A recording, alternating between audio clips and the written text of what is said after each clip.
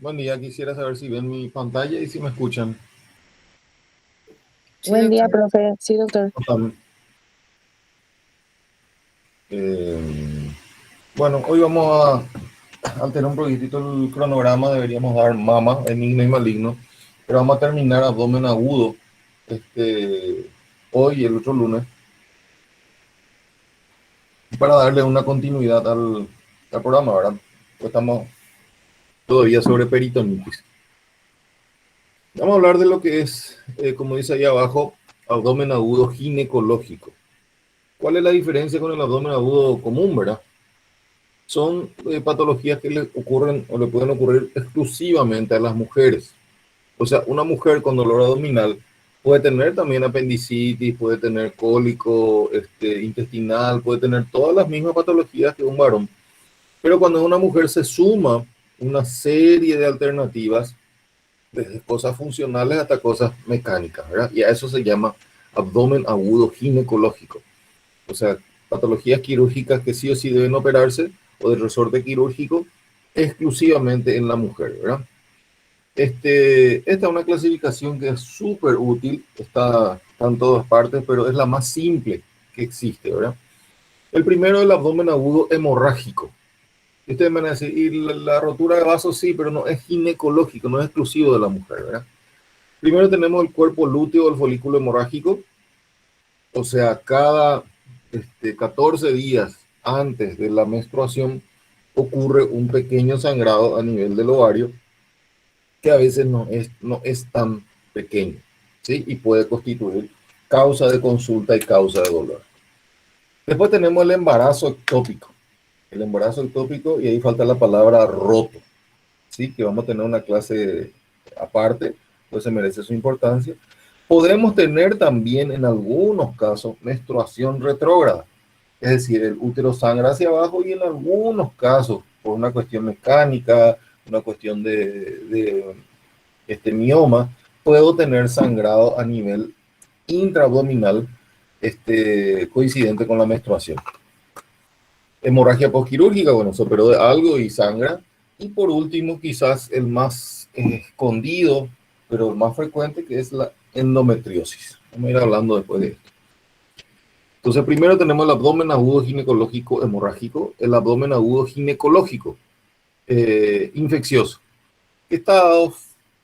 La reina de eso es la pelviperitonitis, la enfermedad pélvica inflamatoria, también llamada peritonitis ginecológica.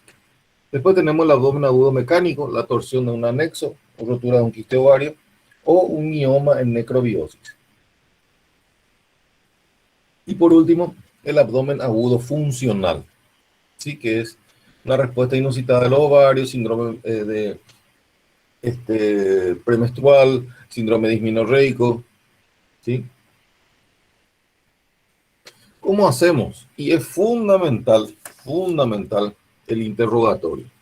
Saber en qué etapa del ciclo estamos, cómo suele ser su menstruación, en qué parte, si toma o no anticonceptivos, qué tipo de anticonceptivos toma, la exploración, las pruebas complementarias, juntar todo eso, el diagnóstico y con eso tomar una decisión. La edad es fundamental, ¿sí? No es lo mismo una chica que está empezando, y es importante aclarar de que existe una edad cronológica y una edad ginecológica. Nuestra época, chica de 16 años empezaban su menstruación, ahora a los 9, 10 ya estás menstruando, ¿verdad? Y las primeras menstruaciones suelen ser muy irregulares y con bastante dolor. Antecedentes clínicos, antecedentes quirúrgicos, si tiene ligadura, si no, si tuvo cesárea, y diagnóstico de infecciones previas, fecha de las 3 últimas menstruaciones, no de la última menstruación. Si usa algún tipo de anticonceptivo, si tiene un comportamiento se le llama relaciones de riesgo, ¿verdad? En una persona desconocida y demás cuestiones, uno tiene que estar bastante familiarizado con el paciente para que le cuente tipo de medicación, si es que toma, y en cuanto a los síntomas, el tipo de dolor, la localización del dolor, la intensidad, la radiación, la duración, si hay un compromiso sistémico, por ejemplo, si hay náuseas, vómitos, si hay deposiciones, si hay una hemorragia genital, si hay flujo genital, si hay fiebre o si hay síntomas urinarios. El estado general del paciente, el examen físico, ¿sí? La temperatura, el pulso, frecuencia respiratoria, la palpación del abdomen. Y acá vamos a quedarnos un ratito que es en el examen ginecológico. Los dolores abdominales en la mujer tienen que tener un examen ginecológico, ¿sí? Sí o sí. Y empieza por una inspección, uno mira los genitales, a veces uno se va a encontrar con herpes, a veces se va a encontrar con condilomas, luego mira el introito, puede haber ya sangrado, puede haber flujo, puede haber lesiones, y el tacto vaginal, que uno debe hacer con mucha seriedad. Les explico, por más que parezca estúpido, pero hay que explicarles. Uno hace con guante de procedimiento, no hace falta que sea un guante estéril. Se lubrica bien el guante y se introduce primero el dedo índice de la mano más hábil. Sí, los zurdos deben hacer con la zurda, los diestros con la diestra. Debe avisársele al paciente lo que uno va a hacer y debe constar con la máxima relajación de la paciente, ¿verdad? Y uno al tocar ya empieza a sentir ciertas cosas, por ejemplo, la temperatura, la sensibilidad. Busca el fondo de saco posterior sobre todo, pero también tiene que mirar el fondo de saco anterior, la movilidad del cuello y un examen bimanual buscando, o sea, bimanual se refiere a que una mano está en el abdomen y la otra está en la vagina, no dos manos dentro de la vagina. Y ver si el cuello es móvil y uno tiene que tratar de ver si el cuello está entreabierto o no, dejando meter un dedo. Vamos a quedarnos hoy exclusivamente cortita la clase en el abdomen agudo infeccioso. El hemorrágico dejamos para otro, ¿sí?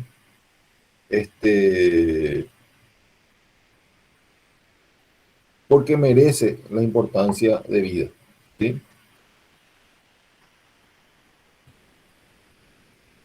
Bueno, ¿por qué se infecta? No necesariamente tiene que ser por una cuestión de contagio sexual. Hay infecciones en niñas sin contacto sexual, ¿verdad? Hay algunas barreras contra la infección, barreras anatómicas, y la principal barrera anatómica es la vagina. Las secreciones vaginales mantienen la integridad de la mucosa y la actividad de los macrófagos. Esa vagina tiene una pequeña secreción mínima, y acuérdense que es un epitelio plano estratificado no queratinizado. La siguiente barrera súper importante es el cuello del útero. El cuello tiene que estar cerrado siempre, excepto en los días previos a la ovulación, 1 o 2 días previos a la ovulación, durante la ovulación y un día posterior a la ovulación y en la menstruación. En esos 2 momentos el cuello se entreabre para que deje pasar, obviamente, hacia arriba el espermatozoide y hacia abajo la menstruación. Y ni que hablar del parto, eso es otra cosa, ¿verdad? El moco cervical tiene unas características físicas y químicas, es espeso, es gel, que tiene actividad de macrófago y tiene lactoferrina, que tiene una actividad antimicrobiana. ¿Cuáles son los factores de riesgo en el abdomen agudo infeccioso? Y uno tiene que estar expuesto a algunos factores para adquirir la infección y riesgo de progresar la infección. Los riesgos de progresión es la instrumentación, o sea que se haya hecho algún procedimiento, colocar un DIU, un PAP, a veces se hizo algo iatrogénico, ¿verdad? Se ha roto algo, o sea, quería meter algún DIU y se rompió la mitad. La inserción de un DIU, algunos cepillados, ducha vaginal a presión, algunos anticonceptivos, y los métodos de barrera anticonceptiva también pueden hacer que progrese la infección, ¿sí? Para que se propague, acuérdense que la vagina está en continuum con el útero, ¿sí? Entonces lo primero que hay es una endocervicitis, una infección o una inflamación del endometrio que está en el cuello. Y eso genera secreción, genera una secreción purulenta que la mujer puede darse cuenta fácilmente. Y progresa del útero, esto sería el útero, ¿verdad? Progresa a las paredes del útero, de la mucosa a las paredes, de las paredes va al peritoneo y por las trompas puede ir sí o sí a los ovarios, ¿sí? De ahí puede ir a la cavidad abdominal. Síntomas. Y el principal síntoma más importante y que nos debe llamar la atención es la presencia de flujo patológico. Y para hablar de flujo patológico tenemos que hablar de flujo normal. La mujer tiene un flujo fisiológico durante el mes. No todo el mes es el mismo flujo, ¿sí? Normalmente cuando está por ovular, tiene el flujo mucho más espeso, ¿sí? Más espeso y filante, vamos a hablar enseguida. Si la secreción está presente durante todo el mes o más de estos días que estamos hablando, o tiene características purulentas o es fétido, ya se habla de flujo patológico, ¿sí? Ni que hablar si es sanguinolento. Se suele acompañar de dolor en el abdomen inferior, un dolor que no es o no está relacionado con la menstruación.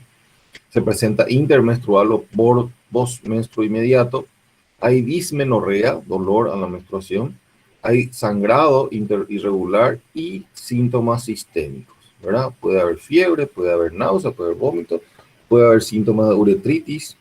La paciente a veces dice, quiero orinar cada ratito, o quiero irme de cuerpo cada rato, o me pica el ano. Y uno esto confunde con una infección urinaria y no es una infección urinaria. Esto saqué una imagen de una fundación, pero me parece que es lo más interesante, que el flujo, como es normal, ¿verdad? Tiene que ser transparente y eso es normal. Es blanco, pero blanco como leche cortada en caso de hongos. El amarillo hay ciertas secreciones vaginales, rojo cuando está con la menstruación, o hay pólipo o cáncer endocérvico cuando es continuo, y rosa cuando hay un sangrado o irritación, ¿sí? El moco, el flujo debe ser filante, ¿sí? No debe tener olor, ¿sí? Acá tenemos más o menos cómo va cambiando la ventana de fertilidad. Algunos síntomas más específicos de las tres más frecuentes infecciones a nivel del tracto genital inferior, externo, ¿verdad? La vaginosis bacteriana, que suele ser el flujo ligero, el olor es parecido al pescado, no suele tener picazón, suele tener dispareunia, o sea, dolor en el acto sexual, puede tener dispareunia, y el flujo es en vagina y en el vestíbulo, o sea, está muy afuera, pero no hay inflamación vulvar. Y el pH es alto, acuérdense que el pH de la vagina suele ser un poco ácido. La candidiasis es espeso y blanco, como nata o como leche cortada. Generalmente no tiene un olor característico, suele haber picazón a nivel de la vulva, también hay dispareunia y suele haber lesiones satélites en otros órganos. Y las tricomonas, que no dan mucho flujo, sí tienen olor, da también síntomas a nivel vulvar y da dolor en la zona baja. Bueno, vamos a clasificar nuestra enfermedad pélvica inflamatoria, significa EIP o EPI. EPI es lo que más se usa en España, en Paraguay, ¿verdad? Según su evaluación clínica, puede ser crónica o aguda. Puede ser crónica o aguda, o sea, cuadro muy rápido, o una paciente que viene con flujo ya de hace tiempo. Según su etiología, puede ser exógena o endógena, o sea, su propia flora se altera. Según su origen, puede ser primaria o ascendente, o sea, viene por vagina, o secundaria por contigüidad en el caso del ovario o del intestino que se contamina por contigüidad del útero. Y según sus estadios, vamos a hablar de grado 1, 2, 3, 4. Esto es lo que más se utiliza en la práctica clínica. Lo primero que hay es una endometritis, o sea, una inflamación esto es así, ¿verdad? El útero, más o menos. Hay una inflamación de la mucosa que recubre al útero. Al útero no entran las infecciones vaginales. En las EPI no entran las infecciones vaginales. Empieza con una inflamación a este nivel, una infección. Después puede ir o no acompañada de inflamación de la trompa o de las trompas, suele ser bilateral. Esto está inflamado, pero no hay masas. Después existe el absceso tubovárico, se forma un absceso ya sea en el ovario o se forma un absceso en la trompa. Y después esa trompa se rompe o se puede romper y generar una peritonitis. ¿Sí? ¿Cómo hago el diagnóstico? Tengo que basarme en clínica, imágenes, un diagnóstico quirúrgico. Y hay criterios mayores y criterios menores para hacer el diagnóstico de EPI. Uno es dolor a la sensibilidad o sensibilidad en la palpación del abdomen inferior, con o sin signo de rebote. Dolor a la movilización cervical. ¿Qué significa eso? Yo pinzo entre mis dedos el cuello uterino cuando hago el examen físico y lateralizo el cuello. Y eso genera dolor a nivel abdominal. A eso se le denomina Frenkel, signo de Frenkel positivo. Y no se dice Frenkel a la derecha o Frenkel a la izquierda, es simplemente Frenkel. Y dolor en el anexo derecho, uno de esos tres. Y criterios menores son estos, ¿verdad? 38 grados de fiebre o más, leucocitosis más de 10.000, eritro más de 15 milímetros por hora, que yo tenga un frotis de la secreción vaginal, presencia de gonococo o clamidia en el endocervix, culocentesis positiva, le voy a mostrar enseguida, una masa anexial palpable por ecografía o que tenga ya una endometritis por biopsia. Esta es la imagen quirúrgica de una enfermedad pélvica inflamatoria. Ustedes ven que esto del útero, acá está la trompa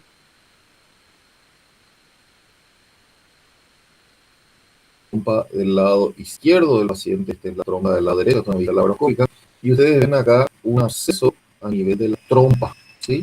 Y pus a nivel de cavidad, el ovario chiquitito, acá por eso se habla de absceso tubo ovario, está en intimidad entre los órganos, y acá vemos una trompa congestiva grande, ¿sí? Esto, y pus en el Douglas, esto es una peritonitis ginecológica, ¿sí? Yo puedo también hacer un diagnóstico o una clasificación laparoscópica de la EPI en leve, moderado, severa, ¿verdad? Eso que vimos recién fue severa. Leve es cuando hay simplemente eritema o edema a nivel de las trompas, sin pus.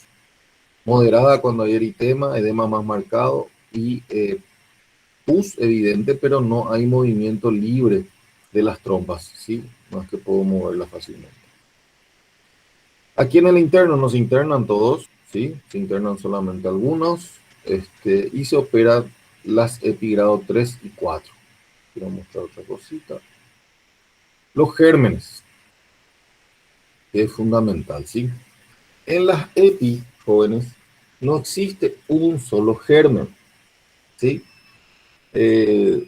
Generalmente estos gérmenes aprenden a ser simbióticos con sus huéspedes, o sea, no le matan, porque matándole al huésped no sirven, o sea, ellas cortan su cadena de migración. Entonces lo que suelen hacer es le mantienen enfermos hasta que propagan la enfermedad. Y yo tengo una serie de gérmenes que se les suelen llamar típicos y gérmenes atípicos. Dentro de los típicos, sí o sí está la Escherichia coli, sí o sí tenemos streptococos, peptostreptococos, tenemos también Gardnerella vaginal, que ya es específico, y tenemos los atípicos, como clamidia, micoplasma o ureaplasma uralítico. ¿Sí? Vamos a ver otras cositas. Sí, lo que les iba a comentar hace rato es lo siguiente. Esto es embarazo ectópico que dejamos para la otra clase, porque si no, ¿qué es la culdocentesis? Voy a buscarla. Esta es una vista lateral, es el cuello uterino, esto es el útero, esto es una vista lateral. Acá tengo el recto, ¿sí? Acá está el recto abierto, acá está la vagina. Y acá está la vejiga. Esto es más o menos así. Yo cuando meto el dedo, trato de tocar el Douglas, que es este espacio virtual que normalmente no existe, pero que en ciertos pacientes existe, o se vuelve ocupado por líquido, generalmente líquido, ya sea un líquido de la citis, líquido de sangrado o pus en las peritonitis. Si yo meto el dedo y encuentro que esto está abombado, y está caliente, probablemente se trate de un absceso o de pus en el Douglas. Y lo que yo puedo hacer es meter una jeringa aquí y aspirar. A eso se le llama culdocentesis. Es la punción aspirativa del Douglas. Se hace a través de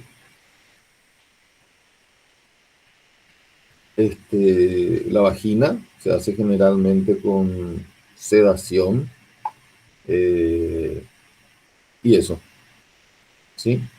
Eh, Se llama culdocentesis, es algo que se puede hacer rápidamente en el consultorio. Dejamos para la siguiente clase el embarazo ectópico roto, que ustedes no pueden ser médicos sin hacer el diagnóstico de esto, aunque sea oftalmólogo, aunque sea lo que sea, y el síndrome de Mondor, que cada vez hay menos, gracias a Dios, pero cuando hay deben saber hacer el diagnóstico. Está un cortito, le dije la clase de hoy. ¿Alguna pregunta, jóvenes?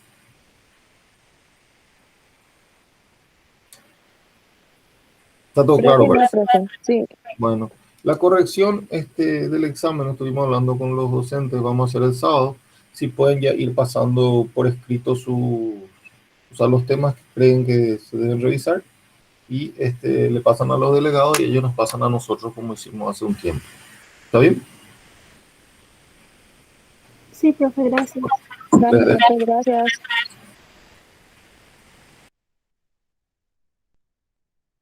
Gracias, profe.